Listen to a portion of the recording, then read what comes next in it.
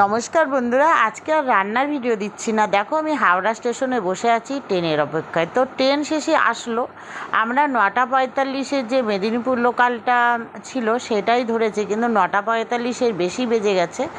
তখন হলো 10:20-তে, আর 20 নম্বর প্ল্যাটফর্মে দিয়েছিল।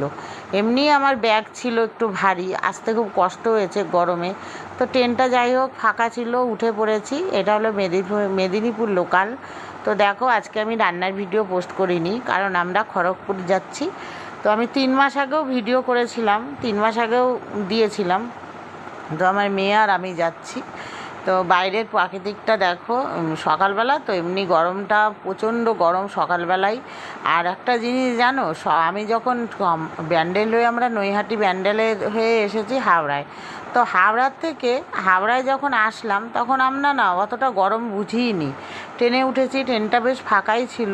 তারপরে ট্রেনে উঠে আমরা অনেক কিছু মানে যেমন চা বিস্কুট খেয়ে এসেছিলাম, তো তার জন্য সেরকম কিছু খাওয়া হয়নি। কারণ আমরা বাইরে যখন বেরোই তখন কিছু খেয়ে আসি না, কারণ এমনিতে খড়গপুর থেকে নৈহাটিতে খড়গপুর দূরত্বটা অনেকটাই।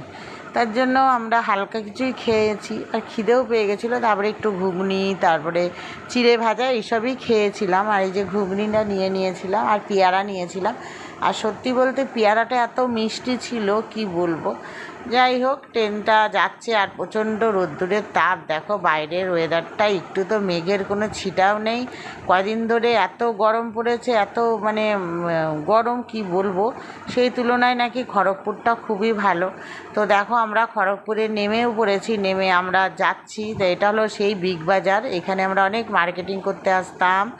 তো দেখো, আমি 3 মাস পরই খড়গপুরে আসি। আমার হাজব্যান্ড তো খড়গপুরে জব করে, এর জন্য। আর এই যে দেখো, আমরা টোটো নিয়েছি, রিজার্ভ করেই টোটো নিয়েছি, কলাইকুণ্ডায় যাচ্ছি। আর এদিকে রথের জন্য সাজগোজ তৈরি হচ্ছে।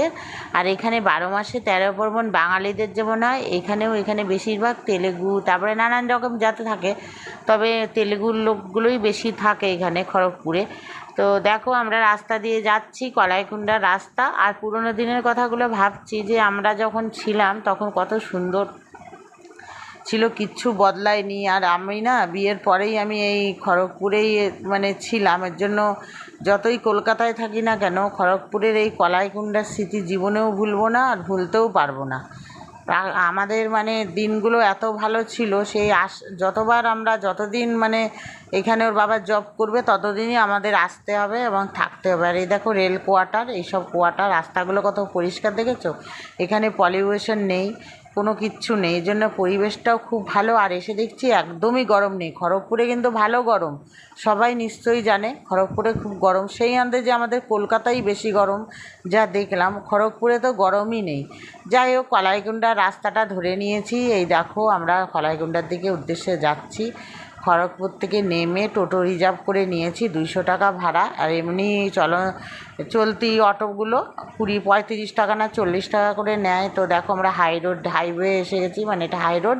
এখান দিয়ে আমরা টোটো করে যাচ্ছি। আর এইখান দিয়ে আমি যখনই যেতে হয়, আমরা এখান দিয়েই যেতে হয় স্টেশনে। তো দেখো, ব্রিজগুলো পার হচ্ছে, আর মনের মধ্যে একটা আলাদা আনন্দ। তো আজকে বন্ধুরা আমি রান্নার ভিডিও দিতে পারিনি, নেক্সট দিন আবার রান্নার ভিডিও নিয়ে আসবো। কলাইকুণ্ডায় ঢুকে গেছে, এবার আমি বাড়ির দিকে যাচ্ছি। আর এই দিকটা না খুবই সুন্দর পরিবেশ। তো বাড়িতে এসে গেছি। দেখো, পুরনো সেই জবা ফুল গাছটা, আমার মেয়ে যখন 7-এ ছিল সেই গাছটা এখনও আছে, আর এত ফুল দেখো, এইটুকুনি গাছে 2টো ফুল। তো বন্ধুরা, নেক্সট আবার ভিডিও নিয়ে আসবো।